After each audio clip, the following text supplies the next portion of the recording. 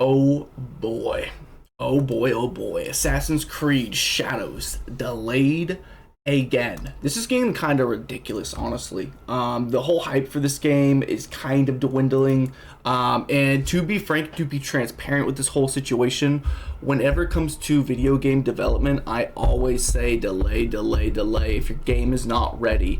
However, to promise, like, to meet your expectations, when you do delay and you delay over and over again, it's going to raise the bar of expectations, unfortunately. So I just don't see this game living up to expectations. We'll see though. Akeem here to We'll see. Let's see what they gotta say about it. Assassin's Creed Shadows This is crazy news, man. It really is. Teaming up with Lego for another retro build, and don't care. We'll sit down with a couple of the cast members from the upcoming Disney Plus and Hulu series Goosebumps: The Vanishing. Don't care. Let's drop it.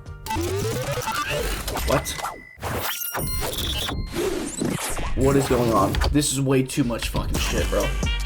The G fix. All right, I'm skipping. Streaming on. What the fuck is this? No. I don't care about this. I want to talk about. Yeah. Okay, I saw some footage. Comes by way of a strategic. Again, pushing the release date a little over a month from Valentine's Day to now. 45 minutes, 45 seconds of wasting my time. March 20th. That's ridiculous. A month from Valentine's Day to now, March 20th of this year. Now the news comes by way of a. Oh, March 20th. They're only pushing it back about a month. That's interesting. Just like a month of tinkering? Like, why? What could be... That's... a strategic update. That's not much. The publisher, which states that... Okay, the strategic... What comes out that month? One of the best games probably of the year, Monster Hunters. So, yeah, that makes sense. There's a lot coming out. Due to its executive committee's strategic reviews a few months back, quote, Ubisoft is taking decisive steps to reshape the group in order to deliver best-in-class player experiences, enhance operational efficiency, and maximize value creation. No, I really... Hold on. We're going to do this. We're going to look up... I have a fuck ton of tabs open. We're going to look up... I'm going to go full screen of what games are coming out the beginning of the year. Just because I want to show you this. Strategically makes sense, but not because of like tinkering with the game itself. I feel like it should be at the ready state. Like a month is really not that much extra to help like buff out the effects. And I know like people that have worked on Modern Warfare 2 and stuff like that might beg to differ, but still, like, come on, let's be realistic. What games come out 2025 beginning of the year? Let's put big games too. What games? What big games? Okay. Here we go. Release date calendar. This is by Game Rant, right? So we're looking at January 2025, which we're in right now. And they were going to be at, they said what? Valentine's Day? We're at the 12th right now. Okay. So, Star Wars Episode 1, Powers. Yeah. Okay. So you have Civilization, and you also have The Legend of Heroes coming out then. Avowed comes out the 18th, which is not really big competition, but here, the 28th. So you could still, if they had it on Valentine's Day, I still think they would be able to perform fairly well. However, there's a lot of people that, like me, with the mindset that, hey, 14 days later, Monster Hunter Wilds comes out. Why don't I just wait and use that money that I was going to buy a new game and buy a game that probably is going to be even better? So March 10th, what do we have around it? Fragpunk, Dragon Skin, Split Fiction, Killing... Yeah, I don't see any of these competing. Xenoblade Chronicles 10.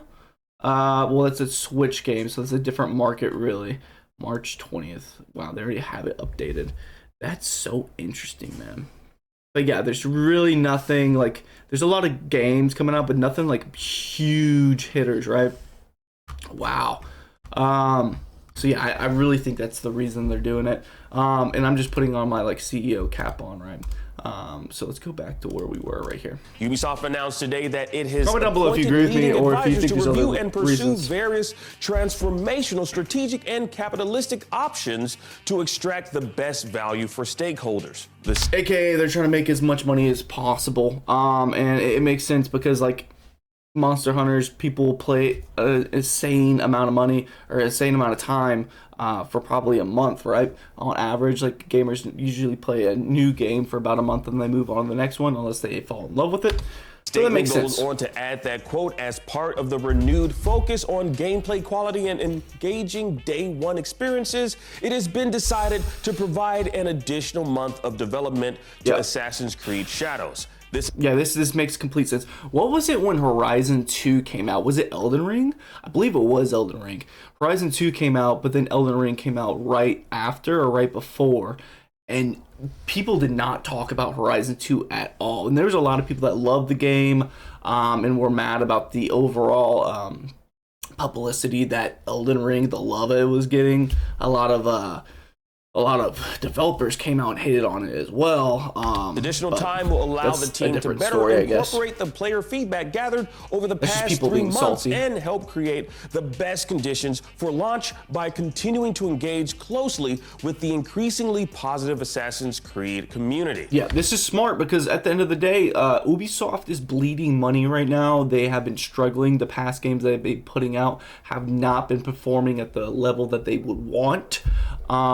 So yeah, this is a smart move. It's nice to hear that player feedback is being taken into this is consideration. like the last it's hard not to see this delay being more of a strategic business move than simply in the interest of making a better game. A couple of things to keep in mind are that's a double-edged blade because like yes, we want them to make the best game possible, which delaying should be able to do. They should be able to do that.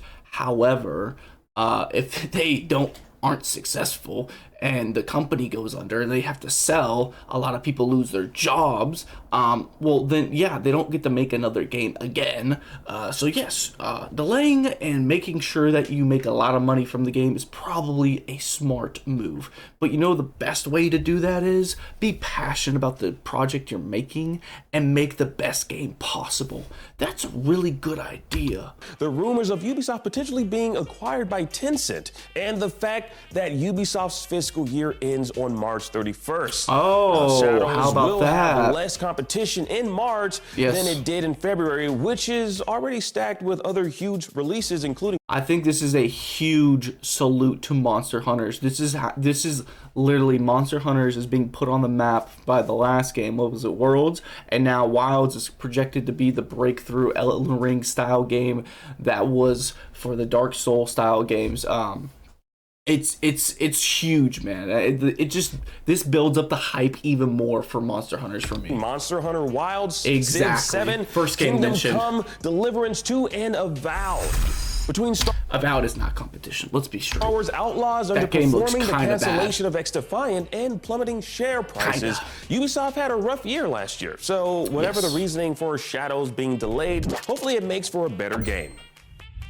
All right, moving right along. In other news. Okay, so that's pretty much it I wanted to talk about on this. Also, so like an extra month. So say you have a bad game, right? The game is not good and everyone knows it. Let's just speculate a little bit, right? If you have a bad game, an extra month or two, is that going to help fix your game? Or is it because your game is so buggy? For instance, like Cyberpunk was a very good game, but it was just so buggy. If they would have just delayed and had it nice and polished out, it would have been so much better. It really would have. But you know, I don't think that's the case when it comes to the new Assassin's Creed. To be frank, I think that they have a situation where they have... I'm not even going to say it's a bad game because I have no idea. The game looks intriguing.